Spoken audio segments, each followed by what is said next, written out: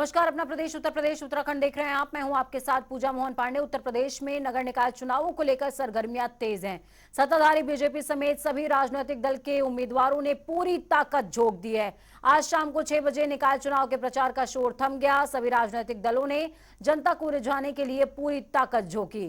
CM योगी ने खुद कई जिलों में जाकर रैलियां की, तो अखिलेश ने भी सहारनपुर के रण में रोड शो करके सियासी तपन को और बढ़ाया है। तस्वीरें आपको दिखा रहे हैं 6 प्रयागराज, सहारनपुर, श्रावस्ती, रामपुर, आगरा और मैनपुरी की। हर जगह हर राजनीतिक दल के जो दिग्गज हैं वो ग्राउंड पर उतरते हुए नजर आए, चाहे फिर वो बीजेपी हो या फिर सपा। सभी ने अपनी ताकत झोंकी है और प्रत्याशियों के लिए प्रचार प्रसार किया है। हालांकि शोर शाम को 6 बजे थम गया।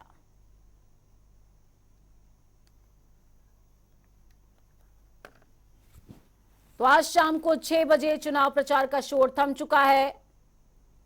तस्वीरें आपको 6 दिखा रहे हैं। प्रयागराज में देखिए किस तरीके से सीएम योगी आदित्यनाथ गरजते बरसते नजर आए और अखिलेश यादव सहारनपुर में पूरे कुनबे के साथ यहां पर मौजूद थे और प्रत्याशी के लिए वोटों की अपील कर रहे थे। लेकिन सहारनपुर में आज खास क्या देखने को मिला, उनके साथ में जयंत चौधरी ने मंच साझा नहीं किया, रोड शो में शरीक नहीं हुए। श्रावस्ती की अगर बात करें तो श्रावस्ती की भी तस्वीरें ऐसी ही सामने आई हैं। पहले चरण का दंगल, आज उसका जो शोर है चुनाव प्रचार का वो यहीं थम गया है। छोटा चुनाव है, बड़ा दांव होगा, यानी कि 24 का लिटमस टेस्ट देखने को मिलेगा। आज निकाय चुनाव के पहले चरण के अंतिम दिन सपा प्रमुख अखिलेश यादव और सीएम योगी आदित्यनाथ ने धुआंधार प्रचार किया। सीएम ने हमला करते हुए कहा कि यूपी में अब अपराधियों की जगह नहीं, तो वहीं अखिलेश ने सरकार पर हमला करते हुए कहा सरकार के पास कोई काम नहीं है। क्या कुछ रहा आमने सामने की टक्कर के दौरान, सुनिए।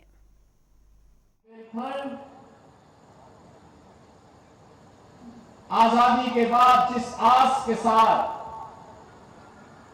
एक विश्वास लगाए हुए कि मेरा देश आजाद होगा तो मैं भी विकास की प्रक्रिया के साथ जुड़ूंगा, लेकिन भाइयों बहनों, जिन लोगों के हाथों में देश की आजादी के बाद सत्ता आई थी, उन लोगों ने विकास के लिए कभी मत झांका नहीं, लेकिन उनके गुर्गे बुंदेलखंड के संसाधनों पर डकैती डालने में कोई गुरेज नहीं करते थे। परिणाम पर बुंदेलखंड पलायन के लिए मजबूर हुआ, यहां का नौजवान बेरोजगार हुआ और बुंदेलखंड एक समय तो ऐसा लगता था जैसे बुंदेलखंड की प्राकृतिक संसाधन तो लूट ही रहे हैं, लगता है यहां की इज्जत भी लूटने का कार्य लोग करेंगे। लेकिन हम सब आभारी हैं प्रधानमंत्री मोदी जी के, जिन्होंने हमें विकास का एक विजन दिया। और भाइयों बहनों, आज मैं कह सकता हूं क्या नहीं है हमारे बुंदेलखंड में। बुंदेलखंड के लिए आज डिफेंस कॉरिडोर का शिलान्यास प्रधानमंत्री जी ने इसी झांसी में किया है और भारत डायनामिक्स का एक बेहतरीन प्लांट यहां पे लग रहा है। मैडम, हजारों नौजवानों को रोजगार मिलेगा। बुंदेलखंड की लाइफ लाइन बन रही बुंदेलखंड एक्सप्रेसवे को प्रधानमंत्री जी ने उद्घाटन कर दिया है और अभी उसका झांसी लिंक का भी कार्य हम लोग प्रारंभ करने वाले हैं। भाइयों बहनों, हमने इस बजट में आपने देखा होगा झांसी बुंदेलखंड औद्योगिक अथॉरिटी के निर्माण के लिए भी 6000 करोड़ रुपए की घोषणा की है। यानी अब हर प्रकार का उद्योग यहां पर लगेगा, इसके लिए पैसा हमने राज्य सरकार से आवंटित कर दिया है और उद्योग लगेगा तो मेरे बुंदेलखंड का कोई भी नौजवान अब यहां से पलायन करने के लिए दुनिया में या देश के अंदर अन्य क्षेत्रों में नहीं जाएगा, बल्कि रोजगार यहाँ के नौकरी यहाँ के नौजवानों को मिलेगी और जिसे बाहर से नौकरी करना होगा वो भी बुंदेलखंड में आकर के नौकरी करने के लिए आएगा। यूपी की एजेंसी छापा मार के पकड़ ली वहां पे, और जैसे ही उन्होंने उसको पकड़ा वैसे ही दिल्ली की एक एजेंसी ने गोरखपुर के एक बड़े उद्योगपति का छापा मारा, 4 दिन इनकम टैक्स बैठा हुआ है। तो सोचिए आप, उद्योगपति उत्तर प्रदेश का, यूपी की एजेंसी नहीं मार रही छापा, दिल्ली की एजेंसी छापा मार रही है, दिल्ली में एक बैठा है उस पर यूपी की एजेंसी छापा मार रही है। इटावा में समाजवादी पार्टी के प्रत्याशी के लिए राष्ट्रीय प्रमुख, महासचिव और राष्ट्रीय महासचिव एक मंच पर लंबे अरसे के बाद एक साथ कार्यक्रम में शरीक हुए। दोनों नेता एक ही गाड़ी में बैठकर कार्यक्रम स्थल पर पहुंचे। सदर नगर पालिका प्रत्याशी के लिए वोट मांगने के लिए यह तस्वीर काफी लंबे अरसे के बाद देखने को मिली। समाजवादी पार्टी के कार्यकर्ताओं में काफी उत्साह भी इस दौरान नजर आया। तो पूर्व भाजपा सांसद जयाप्रदा नाहटा प्रत्याशी मसरत मुजीब के समर्थन के लिए रामपुर पहुंची हुई थी। इस दौरान उन्होंने कहा कि बीजेपी ने जनता के लिए काम किया है, तो रामपुर की जनता से ये चाहती हूं कि बीजेपी को ही वोट दें। इन्हीं तमाम मुद्दों को लेकर हमारे संवाददाता ने पूर्व भाजपा सांसद जयाप्रदा से खास बातचीत की है, सुनिए। उनसे बातचीत करेंगे कि इस बार निकाय चुनाव में आई हैं प्रचार करने के लिए, किस तरीके का प्रचार। जय जी, आपका जनता टीवी में स्वागत है। जय जी, इस बार जो है आप फिर निकाय चुनाव में प्रचार कर रहे हैं, किस तरीके का वो प्रचार है? बहुत अच्छा लगता है मुझे। मैं जब भी रामपुर वासियों से कुछ मांगा तो उन्होंने दिल से मेरे झोली भर दिया। तो पिछले बार भी विधायक चुनाव में आई थी तो लोगों ने बीजेपी को वोट दिया था, अच्छा किया था।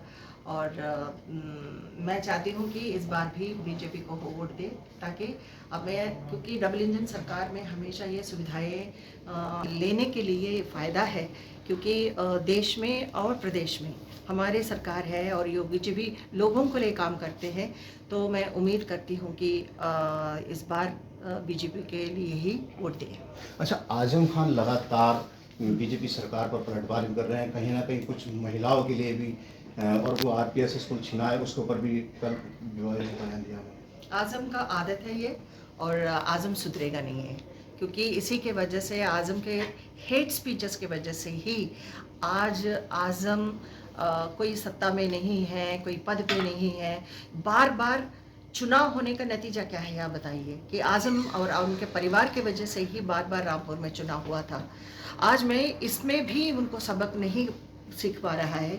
तो लोग, ये एक सीख है कि लोगों को दूषित ना करें, लोगों को गलत टिप्पणी ना करें, लोगों पे अपनी सत्ता को गलत इस्तेमाल ना करें। अच्छा, 2024 का इलेक्शन भी करीब है और आजम खान बार बार ये कह रहे हैं कि अगर अगली बार विधानसभा के चुनाव हुए तो हम अगर जीते तो लकीर बड़ी होगी। वो देखा जाएगा, लेकिन अभी तो आजम जीरो है और आजम सुधर नहीं पाएगा। सुधरो आजम साहब, आप सुधरो। जब आपके ज़ुबान पर अगर लगाम करेंगे तो आप कुछ तो आप सीख सकते हैं, ताकि, लेकिन आप इस तरह के जो ज़ुबान चलाते रहेंगे, गुस्सा करते रहेंगे, दूसरों के ऊपर आप टिप्पणी करते रहेंगे, तो ये कहाँ तक आपको फ़ायदा होगा बताइए। अभी तो आपको सीखना चाहिए था, कम से कम अब्दुल्ला के लिए। तो अब्दुल्ला को तो आपने ही नुकसान करा दिया। तो इसीलिए आपको अच्छा सोचना चाहिए, अच्छा बोलना चाहिए। ये हमारे साथ भाजपा के पूर्व सांसद जयप्रदा, उन्होंने कहा है कि आजम खान अपने बयानों से बाज नहीं आ रहे हैं, उन्हें सुधरना चाहिए। कहीं ना कहीं आजम खान के लिए एक सबक भी होगा। रामपुर से सुरेश कुमार, जनता टीवी। यूपी के निकाय चुनावों को लेकर सियासी हलचलें तेज होती जा रही हैं। आपको बता दें, समाजवादी पार्टी के दिग्गज नेता आजम खान ने एक बार फिर से राज्य की भाजपा सरकार पर हमला बोला और कहा कि जो जुल्म सरकार में हुए हैं, अगली सरकार इससे भी लंबी लकीर खींचेगी।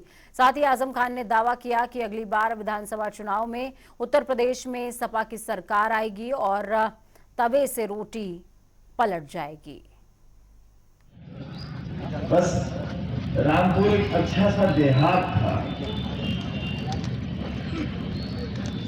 और वो रास्ते जहां निकलने को रास्ते नहीं मिलते, वहां कत्ल कर दिया जाता था दिन के 12 बजे, और तलाशी ली जाती थी तो एक चवन्नी निकलती थी उसके कपड़ों से। एक ऐसा उजड़ा हुआ रामपुर जिसके पास कुछ नहीं था, उन ब्रांचों पर बैठकर, उनके झाल पर बैठकर उनकी तंबाकू और उनके पसीने की खुशबू के दरमियान बैठकर हमने सियासत की शुरुआत की थी। मतदाताओं को जागरूक करने के लिए आज सुबह स्कूलों के छात्रों, स्काउट्स और गाइड्स ने मतदान जागरूकता रैली निकाली। रैली को डीएम सूरपाल गंगवार ने नेशनल इंटर कॉलेज ग्राउंड से हरी झंडी दिखाकर रवाना किया। ये रैली सहारागंज, सुप्रो मार्ग और हजरतगंज होते हुए स्टेडियम तक गई। इससे पहले सोमवार को सिविल डिफेंस के डी सिंह बाबू स्टेडियम के एक मतदाता जागरूकता रैली वहां पर भी आयोजित की गई थी, जिसको हरी झंडी दिखाई गई थी। 4 मई को सुबह 7 बजे से शाम को 6 बजे तक लखनऊ नगर निकाय के चुनाव होंगे, उसमें वोटिंग होगी। इसमें नगर निगम के मेयर और पार्षद पदों के लिए और नगर पंचायतों के अध्यक्ष और वार्ड मेंबर्स पदों के लिए वोट डाले जाएंगे। तो लखनऊ में सभी लोग बढ़ चढ़ कर इसमें हिस्सा लें, वोटिंग करें। इस उद्देश्य से यहाँ अभी एक बृहद रैली का आयोजन किया गया है, जिसमें स्कूल्स के बच्चे हैं, स्काउट्स गाइड्स हैं और आंगनबाड़ी हैं, तमाम और भी लोग हैं जो कि इस रैली में पार्टिसिपेट कर रहे हैं। उद्देश्य है मतदाताओं में जागरूकता फैलाने का, क्योंकि लखनऊ में पिछले नगर निकाय के चुनाव में मात्र 38% वोटिंग हुई थी। इसका मतलब 62% लोगों ने अपने मताधिकार का प्रयोग नहीं किया था। ये बहुत ज़्यादा संख्या है जो लोग मताधिकार का उपयोग नहीं करते हैं या मतदान की पूरी प्रक्रिया से उदासीन हैं। उन लोगों को जागृत करने के लिए, जागरूक करने के लिए ये रैली का आयोजन किया गया है और हम सभी लखनऊ के मतदाताओं से ये अपील करते हैं कि वो 4 मई को सुबह 7 बजे से शाम को 6 बजे तक होने वाली वोटिंग में हिस्सा जरूर लें। अलीगढ़ में निकाय चुनावों को लेकर पुलिस प्रशासन की तैयारियां पूरी हो गई हैं। दूसरे जिलों की अगर बात करें तो ड्यूटी करने जा रहे पुलिसकर्मियों को अलीगढ़ एसएसपी ने सख्त दिशा निर्देश दिए हैं और कहा कि ईवीएम सुरक्षा और कानून व्यवस्था को चाक चौबंद बनाए रखने की कोशिश करें। उत्तर प्रदेश निकाय चुनावों के प्रथम चरण का मतदान 4 मई को होना है। इसको लेकर सभी राजनीतिक दलों ने प्रचार के अंतिम दिन पूरी ताकत झोंकी। तो वहीं दूसरी तरफ आगरा प्रशासन भी मतदान की तैयारियों में जुटा हुआ है। मतदान को प्रभावित करने के लिए कई बार शराब बांटी जाती है, जिसको लेकर आगरा प्रशासन और आबकारी विभाग सतर्क और चौकस है। इसी कड़ी में आबकारी विभाग की ओर से डीएम ने आदेश दिए हैं कि शराब की दुकानों के बंद होने से संबंधित आदेश भी जारी हो चुके हैं। प्रदेश के निकाय चुनाव के प्रथम चरण को लेकर आगरा प्रशासन द्वारा तैयारियां पूरी कर ली गई हैं और वहीं राजनीतिक दलों ने अपनी प्रचार प्रसार के लिए पूरी ताकत झोंक दी है। वहीं दूसरी तरफ आगरा प्रशासन भी मुस्तैदी से जुटा हुआ है और इन चुनावों के दौरान मद्यपान बहुत होता है और राजनीतिक दल मतदाताओं को लुभाने के लिए तमाम प्रयास करते हैं। उसमें एक मद्यपान भी है, शराब का। इसीलिए आज शाम 6 बजे से ये दुकानें बंद कर दी जाएंगी और आप देख सकते हैं कि साफ साफ ऊपर लिखा हुआ है कि शाम को 6 बजे से दुकानें बंद हो जाएंगी और ये लगभग 4 तारीख तक ये दुकानें इसी तरीके से बंद रहेंगी। हम दुकानदार से बात करने का प्रयास करेंगे। भैया, ये दुकानें आदेश दे दिए बंद करने का, कब तक रहेंगी, कैसे रहेगी? चुनाव के कारण ये दुकानें 6 बजे आज शाम को बंद हो जाएंगी, जिससे 4 तारीख शाम 6 बजे तक बंद रहेंगी दुकानें और लिखा भी हुआ है। यानी जैसे सभी आगरा शहर और जहां भी प्रथम चरण का मतदान हो रहा है वहां पर हर तरफ यही स्थिति है कि आगरा प्रशासन और उत्तर प्रदेश निर्वाचन आयोग के दिशा निर्देशों के बाद इस तरीके की व्यवस्था की गई है। क्योंकि 4 मई को यहाँ पर चुनाव होना है, इसको लेकर 48 घंटे पहले ये व्यवस्था की गई। किसी भी तरीके की मद्यपान की दुकानें बंद रहेंगी, जिससे चुनाव पर किसी तरह का कोई प्रभाव न पड़ सके। प्रदीप रावत। समाजवादी पार्टी के नेता आजम खां के पीएम पर कटाक्ष वाले बयान पर सपा की प्रतिक्रिया सामने आई है। सपा प्रवक्ता आमिर जयमई ने कहा कि पीएम मोदी को लाल किले के सिंहासन और इमरजेंसी पर बयान नहीं देना चाहिए था। लोकतंत्र का गला घोटने वालों से सीखना चाहिए कि उनकी कब्र पर आज कोई दीपक भी नहीं जलाता। समाजवादी आंदोलन के इस देश के सबसे बड़े नेताओं में माननीय आजम खां साहब ने जो कुछ ऐतिहासिक तौर पे नरेंद्र मोदी जी को कहा है, नरेंद्र मोदी जी को आजम खां साहब से सीखना चाहिए। इस देश में जब भी दक्षिणपंथ ने अपना सर उठाया, उसका सर कुचलने का काम हमेशा समाजवादी आंदोलन ने किया। जब भी इस देश के संविधान को, लोकतंत्र को, संवैधानिक संस्थाओं को अधिनायकवाद के जरिए लोगों ने उसको तहस नहस करने का काम किया, जेपी आंदोलन खड़ा हुआ, माननीय नेताजी खड़े हुए, आजम खान साहब खड़े हुए, और आज कोई ऐसे तानाशाहों की कब्र पे कोई दिया भी नहीं जलाता। तो हम माननीय प्रधानमंत्री नरेंद्र मोदी जी से, आदरणीय श्री अमित शाह जी से, अमित शाह जी ये तख्त हमेशा रहने वाला नहीं है, लाल किले पे कभी निगाह उठाया करिए। एम्बुलेंस के फर्जी तरीके से पंजीकरण कराने के साथ ही गैंगस्टर के मामले में आरोपी बनाए गए माफिया मुख्तार अंसारी पर शिकंजा और ज्यादा कस गया है। 3 मई को एमपी एमएलए कोर्ट में गैंगस्टर के मामले में उनकी पेशी हुई। मुख्तार ने अदालत को पत्र लिखकर वीडियो कॉन्फ्रेंसिंग के जरिए वकील से 30 मिनट की मुलाकात की गुहार लगाई है ताकि वो अपने बचाव के लिए चर्चा कर सके। पंजाब की रोपड़ जेल में बंद रहने के दौरान मुख्तार अंसारी जिस एम्बुलेंस का इस्तेमाल करता था वो बाराबंकी के एआरटीओ ऑफिस में पंजीकृत थी। खुलासा होने के बाद मुख्तार अंसारी समेत कई लोगों के खिलाफ बीते 2 अप्रैल 2021 को शहर कोतवाली में एआरटीओ पंकज कुमार सिंह की तहरीर पर धोखाधड़ी का मुकदमा दर्ज किया गया था। मुख्तार अंसारी साहब का वाद गैंगस्टर एक्ट का 3 अप्रैल को एमपी एमएलए कोर्ट में लगा हुआ है, जिसमें मेरे द्वारा एक प्रार्थना पत्र दिया गया है कि वीडियो कॉन्फ्रेंसिंग के बाद क्लाइंट से बात करने।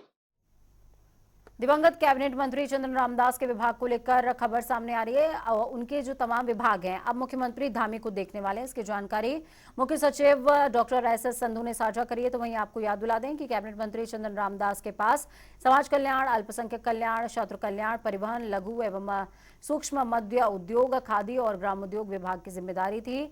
अब ये तमाम विभाग सीएम खुद देखने वाले हैं। बागेश्वर के विधायक दिवंगत चंद्रन रामदास की असामयिक निधन से विधानसभा में उपचुनाव को लेकर प्रशासनिक तैयारियां शुरू हो गई हैं। जिलाधिकारी अनुराधा पाल ने जिला स्तरीय अधिकारियों के साथ मिलकर बागेश्वर के उपचुनाव की तैयारियों को लेकर चर्चा की है।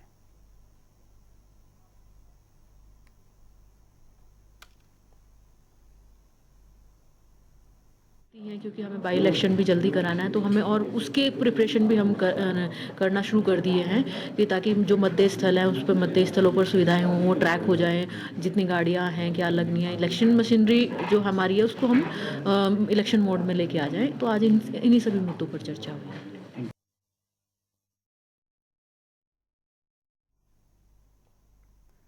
यमुनोत्री हाईवे पर आज दोपहर हादसा हो गया। डाबरकोट और सियाना चट्टी के बीच यात्रियों से भरी बस अचानक अनियंत्रित होकर खाई में आधी लटक गई। बस के खाई में लटकते ही वहां चीख पुकार मच गई। आपको बता दें कि हादसे का कारण ओवर स्पीड बताया जा रहा है। बस पहले पहाड़ी के साइड बड़े पत्थर से जा टकराई, फिर फिसलकर खाई की तरफ पहुंच गई। बस में कुल 28 यात्री सवार थे। तो वहीं यात्रियों को दूसरी बस से यमुनोत्री धाम के लिए रवाना किया गया और बस को जेसीबी की मदद से निकाला गया। हाईवे पर यातायात सुचारू फिलहाल है।